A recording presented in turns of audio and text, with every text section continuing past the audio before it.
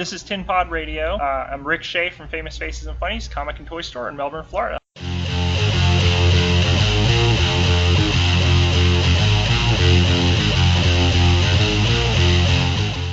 So to start things off, you want to give people a little introduction to yourself?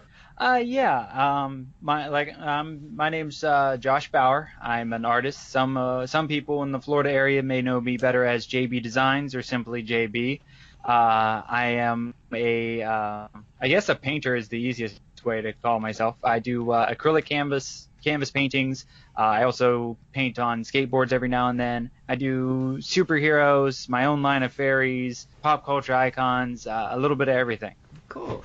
Have you been?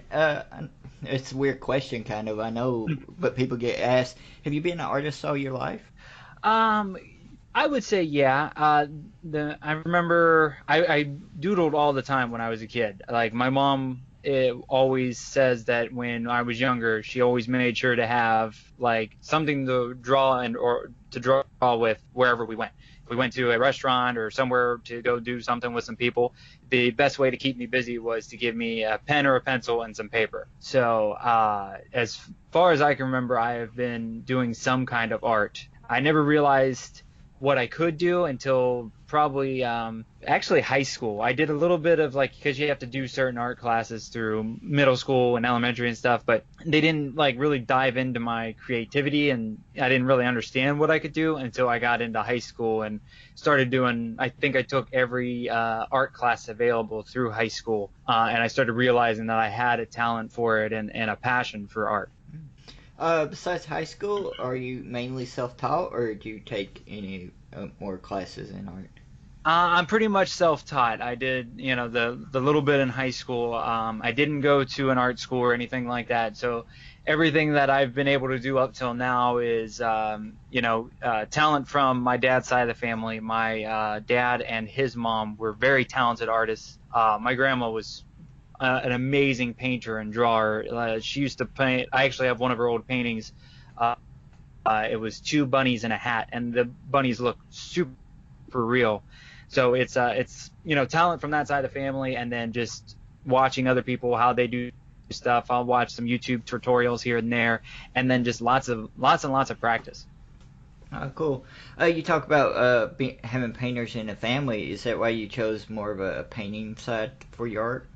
Actually, I kind of fell into the painting thing. I originally started with drawing and sketching and, pencil drawings. And then when I got into one of my classes in high school, because I never was really into the painting when I was a kid, but I think it was sophomore, junior year, I got into a drawing and painting class. And at some point, we ended up having to do paintings. And got into it a little bit there, but just it didn't click at that time. I did a Teen Titans painting and then another like a scenic painting. And then after I got done with school and was I didn't do art a little bit after I graduated, and then something made me want to start doing it more, so I got into it a little bit more. And then after I moved from Ohio to Florida, I got an itch to try painting again. And that was about 6 or 7 years ago now. So I got back into the painting, realized that I had a really good talent for that, and have been doing it ever since then.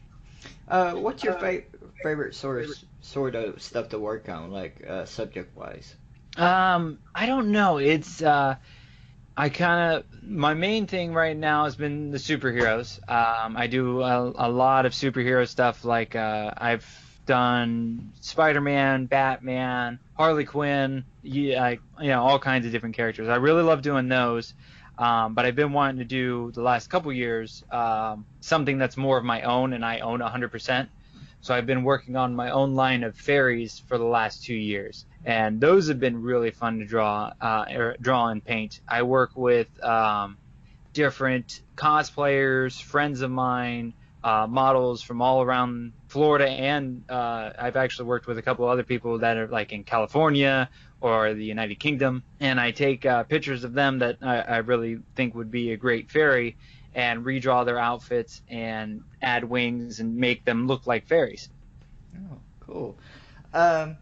Well, just quick thing about like you doing superhero stuff and stuff. What's your thing that sells the most? You think?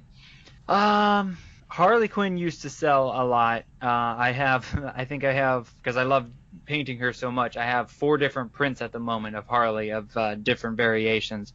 So was selling when I first started about 5 or 6 years ago in the convention scene. She was really selling really well.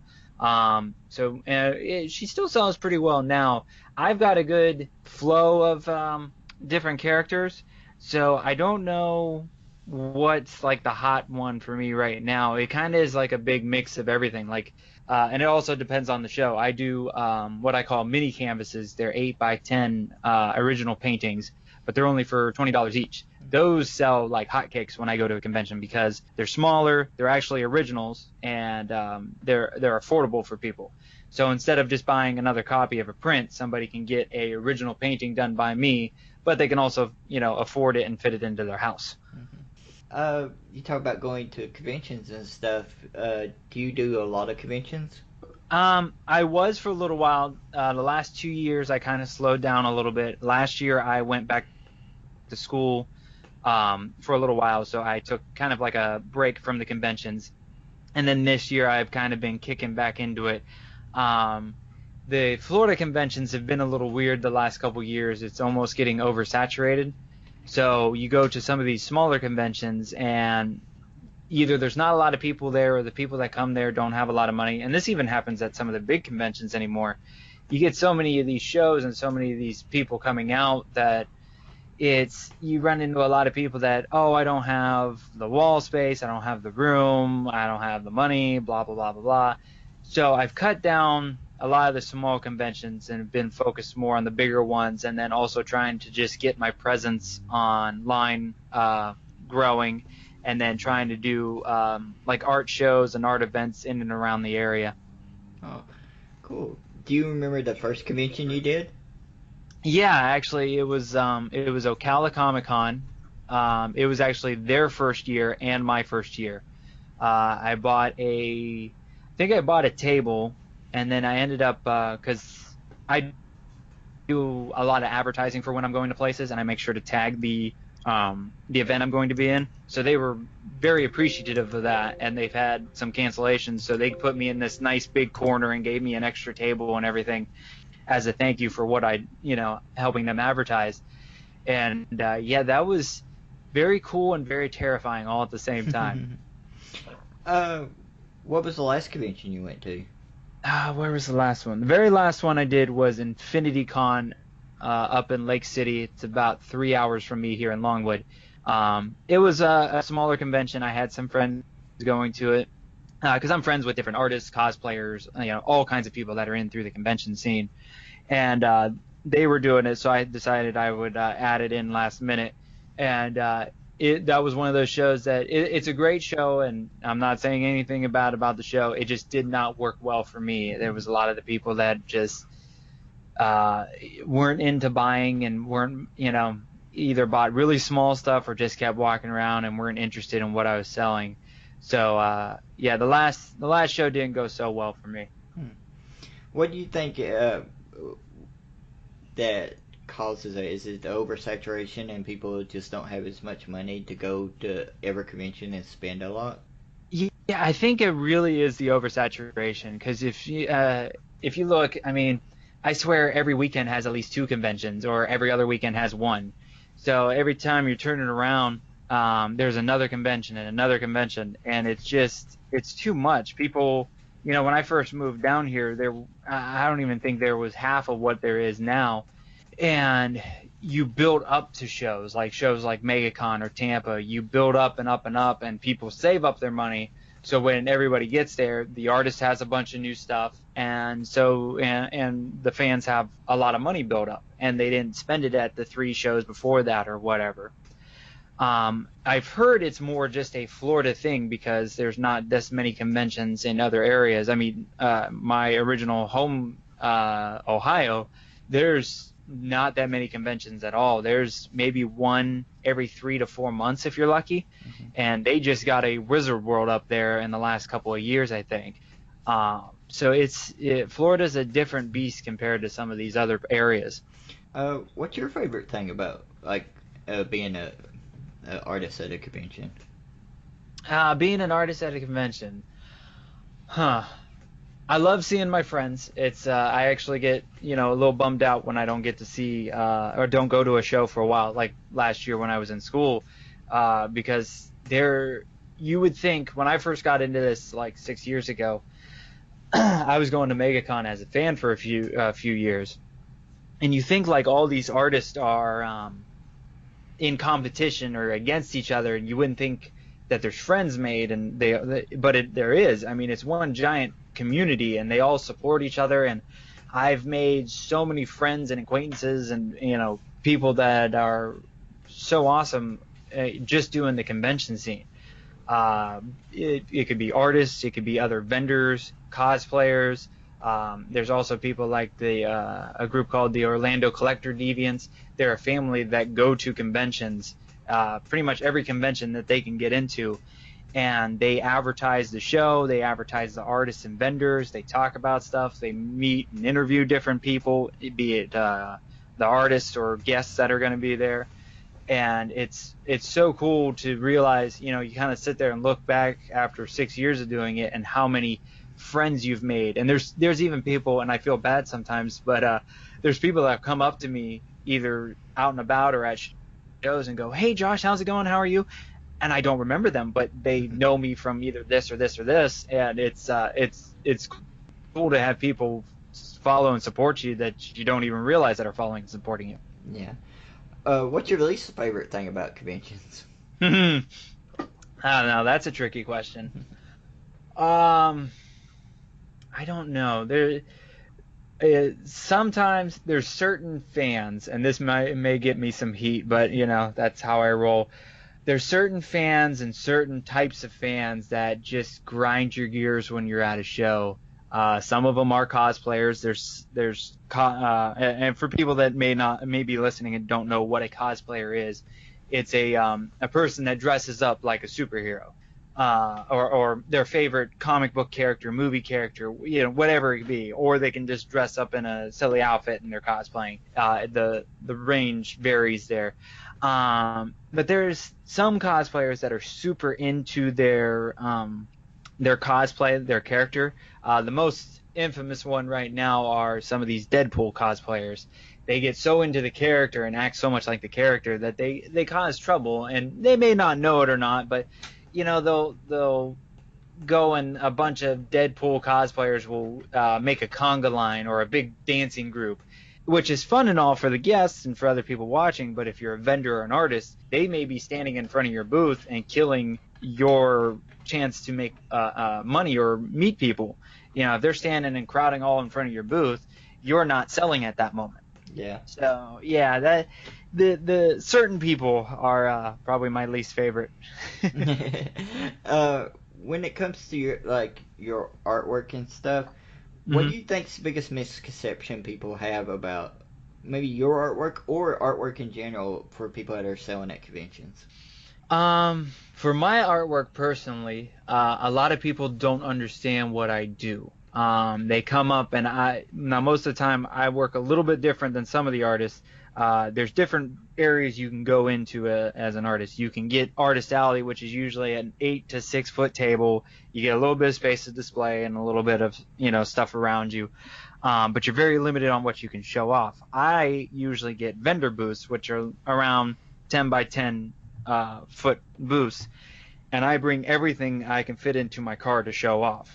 So I have all my canvases sitting around me. I have little canvases. I have skateboard decks that are painted. I have large paintings, small paintings, and then I have all my prints. And a lot of people come up with the amount of stuff I have and the variety of what my art looks like.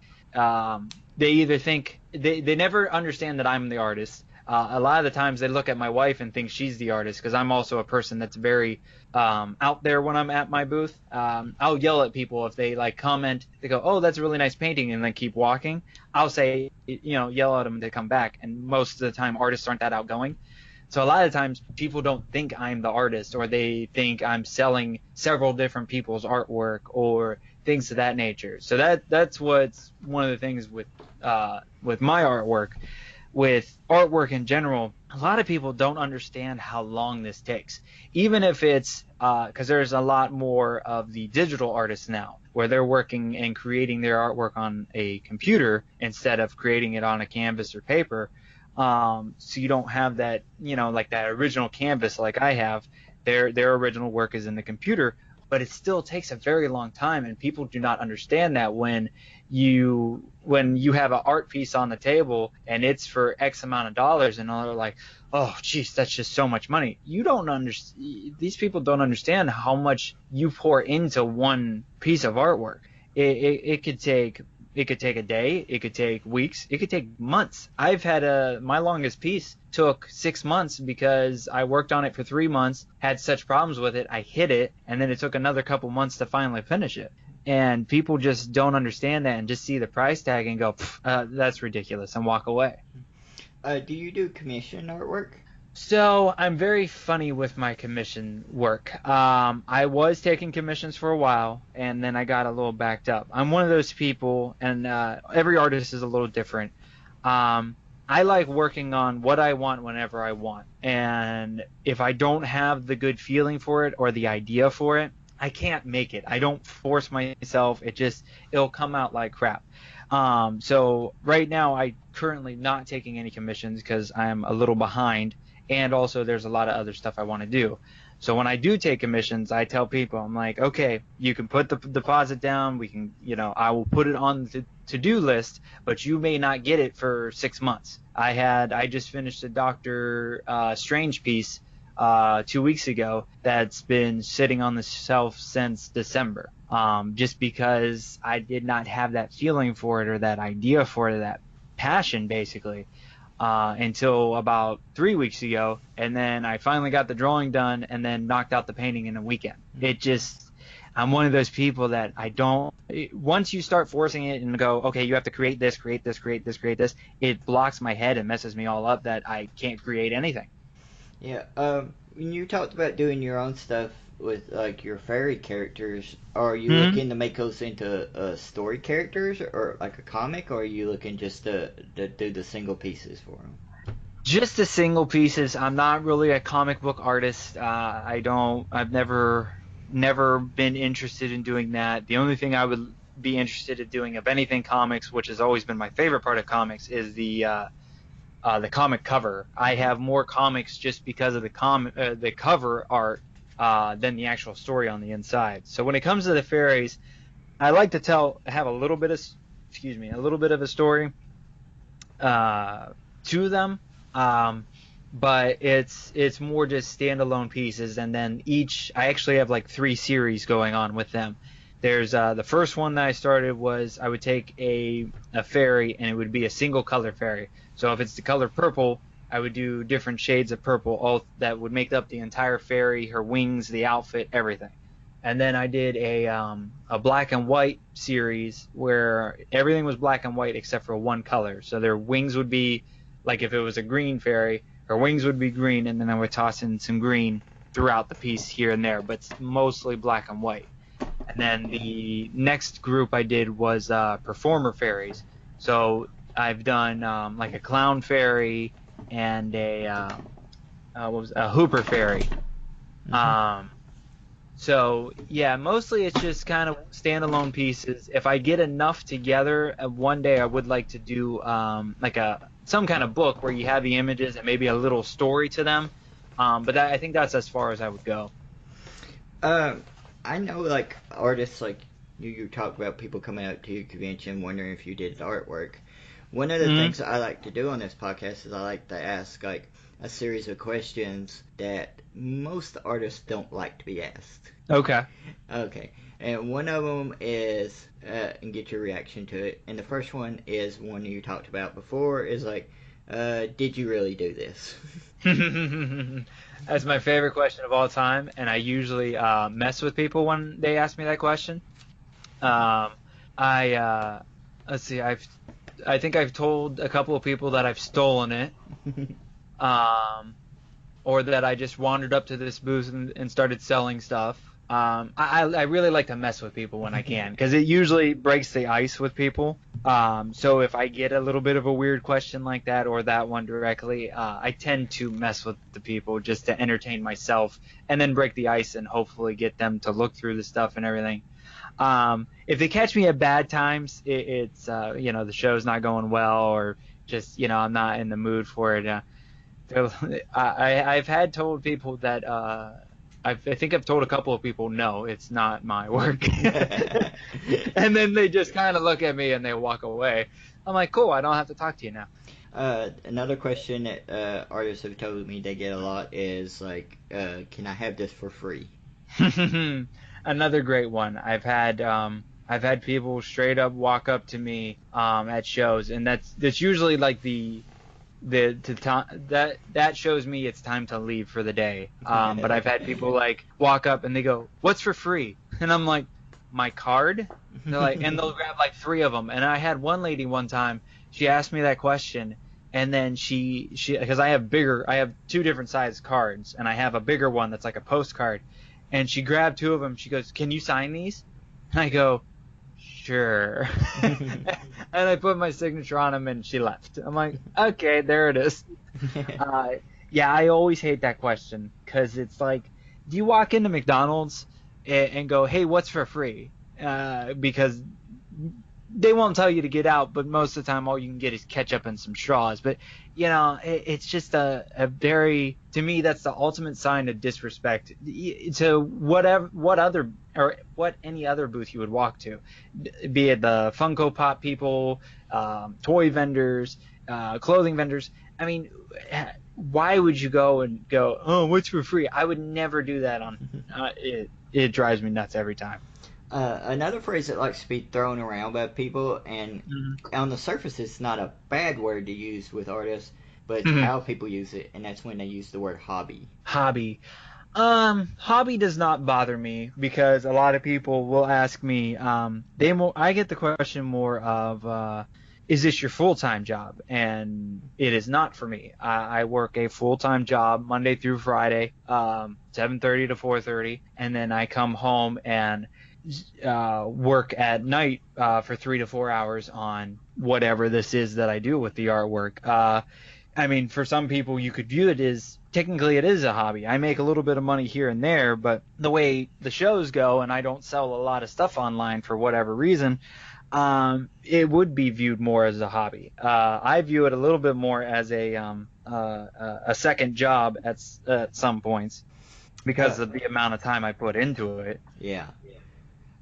Another one that depends on the artist is like artists who have people come up and say, "Can you just draw me?" Almost like somebody can draw you real quick and just give them a picture. Right, and some people can do that. I am not one of those. And I have a lot of people that just ask, "Oh, can you do a drawing of this, or can you do a drawing of that?" My drawings are not that good. I get a basic, what do you call it? A basic outline of what I'm making with a little bit of detail here and there. But I don't do, like, my work looks the best in a painting. I used to do sketches on blank comic book covers, and I would do those with Copic markers, and it would basically be a sketch with markers coloring it. And they looked all right, but I stopped doing them because they didn't look as good as the paintings I did. So most of the time when somebody's like, "Oh, can you sketch me this, or can you do that?" I don't do it. Once in a while, if someone's like real nice and has come up and chatted with me for a little while, I've been handed like sketchbooks, and they collect sketches from different artists throughout the show, or many shows. So I'll put in a little doodle of like Stitch or one of the Ninja Turtles, something that's quick and easy, and I do a little sketch like that, and that's fun to do. But yeah, it's, as long as you're trying to pay for whatever you're asking for, that's cool. But if it goes back to, if you're just, "Oh, can you sketch me or sketch this," and then get it for free, just, come on. I wouldn't ask like specifics or anything, but like I know a lot of people have this perception that artists are at conventions. One, that they get paid to be there, and two is that they automatically make a lot of money, like automatically. Would you like to like break people's bubble about that a little bit? Oh, I would love to, because that's my joy in life, is to do that. So every artist works a little bit differently. Every convention works a little bit differently. Now, if you're a big time artist, like, you know, an actual Marvel Comics, DC Comics artist like Amanda Conner and Jimmy Palmiotti, everything works. Every show works a little different. Everything works a little differently. But if you're one of those major guys where you're actually working for one of the big companies, you can be invited as a guest. You may get paid to be there. That's, you know, give or take. But if you're not getting paid to be there, you don't have to pay for your spot. You're in there as a guest to sign the covers, and then you can charge and blah blah blah blah. And then occasionally, an artist like myself can get a guest spot, which I've been invited to a couple of shows here and there where my table is free, but I still have to pay for all the other things. You know, I have to, if it's out of town, I have to pay for a hotel. I have to pay for the food that I eat. I have to pay for gas to get there. I have to pay for the prints that were printed. So most time when you see an artist in a vendor spot or an artist alley spot, that person has paid to be there. The artist alley is most of the time a little bit cheaper than a vendor spot, but they still can be very expensive, especially at these bigger shows. So you automatically have the cost of, paying to just be in that spot.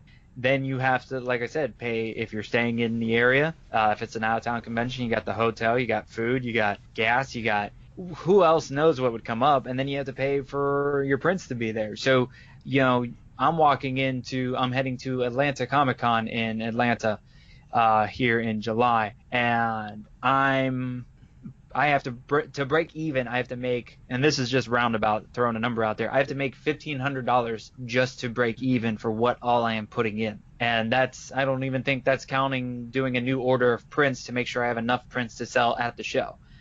So I am not a happy camper until I hit that $1,500 mark, and then I have to make more to actually make a profit while I'm there. Do you find it harder to make a profit in a big show or a small show? At a small show, especially the last few smaller shows I've been to, a couple have surprised me, and I've made a little bit more. Everything depends on the show. There's some small shows that have a very good fan base, like Sci-Fi Bartow, that's in Bartow, Florida, in the early part of the year. That one's a very cool one because it's basically a street party mixed with a convention and mixed with sci-fi stuff. And that one this year was really good. There was a lot of people, and a lot of people were interested in original paintings, which is always great and makes me feel better because I'm selling originals, which, yes, is more of a profit for me. But it's just nice that people just want, you know, the original stuff and not just a little print of whatever I make. So, yeah, that show went really well this year. But last year I got rained out and had to close up early. Mm-hmm. And then you go to some of these other bigger conventions, and the big conventions can really be iffy too. I went to one in Lexington, Kentucky, and barely broke even.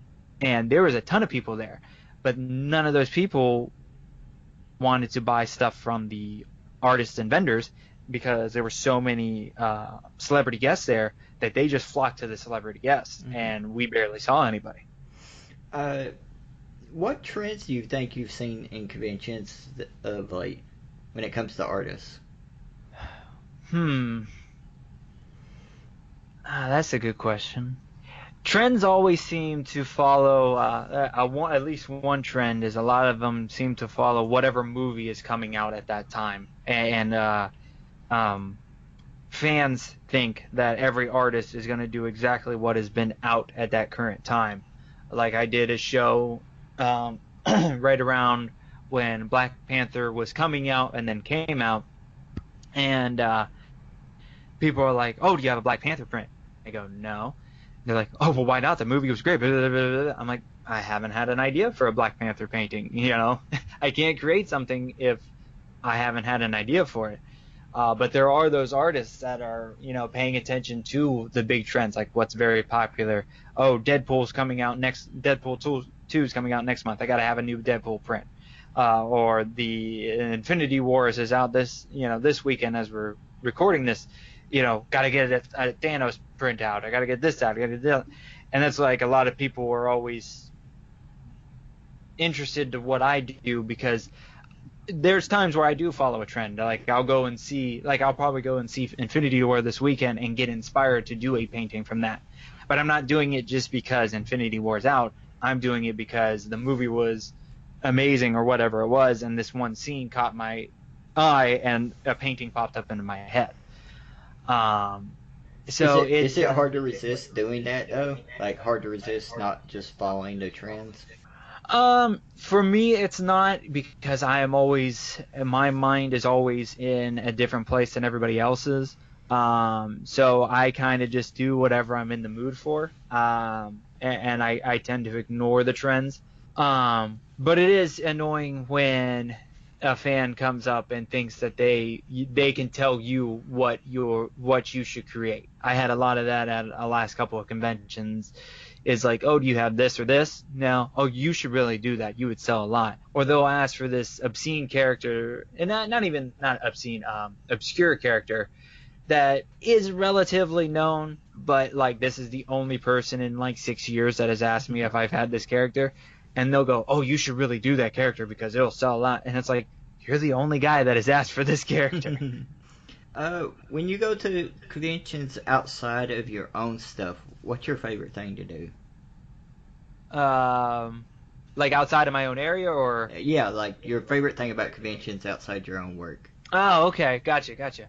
Well, the first thing that comes to mind, and it's actually not inside the convention, it's usually outside the convention, is a mix of between exploring the area that we're in and then checking out the local food places. My wife and I love checking out local eateries, and she's at pretty much every convention I'm at, she is with me. So if we were just in Savannah late last year, Savannah, Georgia, and it was our first time up there. So we explored the area, checked out the historic district of Savannah, and got to eat at a Scottish pub, which was delicious. That's what we usually try to find, is some kind of pub, because they always have the best food. And I think every place that we have gone to, we have found at least an Irish or Scottish pub to eat at. It's like our a little game we play with ourselves. It's like, can we find one? We're in the middle of nowhere. Are we gonna find one? And we tend to. So that's probably one of my favorite things. Savannah is a really cool place. If you get a chance when our art school does like one of their art festivals, you should check it out up there. It's really nice. Yeah, I hope to go back up there again. We absolutely loved Savannah. It was a lot of fun. We barely got to check out we could go up there every month for a week and like still have food places to try out. It's an awesome area, lots of art shops, and it was really cool being up there. Who are some of your influences with your art? That's always hard to think of, because when I was younger, I looked at a lot of art, but never really paid attention who was doing it. When I started going to conventions, because I didn't start going to conventions until I moved to Florida about 10 years ago, and I started actually paying attention who was doing the artwork and things of that nature. I really like Amanda Connor. She does her and her husband Jimmy Palmiotti. They were the ones that brought back Harley Quinn into her own comic and was like the big push for that. I love her art style. I love the way she draws Harley and the cute faces and style and everything. J. Scott Campbell is another cover artist and artist that I've loved his work. I have several of his pieces or his covers signed and framed in my art cave. So those are two big influences I have. Mike DeBalfo is another one. He draws a lot of girls in interesting settings and stuff like that. So yeah, those have been in the last few recent years. I've really liked their styles. You talked about cover artists earlier. Do you have a Hmm. favorite cover artist? I would have to say off the top of my head it would be J. Scott Campbell. His are always very cool. I love the way he draws and the style of his characters is just so cool. And he's got like he's one of those ones that you see the face and even the nose of a character, and you're going, oh, that's J. Scott Campbell's. You just automatically know just from the nose. So he's probably up there in my in the top one. What do you think is your biggest influence outside of art? Um, I don't know. I take a lot of influences from just about everything, and my mind is always going 100 miles a minute. Um, I'm really influenced. I would say music's a big influence of what I do and my mood. I listen to pretty much everything. My iPod is, you would swear several people had control of my iPod instead of one. Um, So I will play. I'll get home and I'll be in a certain mood to do something, and I'll put on hard rock, or I'll jump to jazz, or I'll jump to rock and country, or um, reggae or ska, or So that kind of gets me into the different moods and I think has changed or influenced the style of a painting because I'm listening to whatever music I'm listening to at that moment. Hmm. To wrap this up, and thank you for like agreeing to talk with me. Of course. I really appreciate it. Thank you for having me. Uh, where can people find you again online? So the easiest way to find me is joshbauerartist.com, and Bauer is Bauer, like the guy from 24. Mhm. That will get you to my social media. When I put everything together, it's a little scramble because like my Facebook is JB Designs, and Designs is Dezigns. But on Instagram, I'm J Bauer Art. So the easiest way to find my Facebook, Instagram, I have a YouTube as well, and you can actually see time-lapse videos of me creating paintings. I just put up the Doctor Strange one this week. So yeah, just head to joshbauerartist.com. Oh, cool. And I seen you're gonna be on Twitch. Didn't I see? Yeah, I just started messing with Twitch. I think that one is under J Bauer Art. If you find my Facebook or Instagram, it'll link you over to there. I just did my first live stream of Twitch this past Friday, I think, and trying to get into more of the live stream and everything. It was a lot of fun. It's a little bit of a learning curve, and I think I need a better camera because I'm doing it off my phone right now. Hmm. But it went really well. I had some people checking it out, and hopefully I'll be able to build that up a little bit more as we go. Thanks for talking with me. Thank you, sir. I really appreciate it. Cool. Have a good rest of your day. You too. Thank you. Thank you.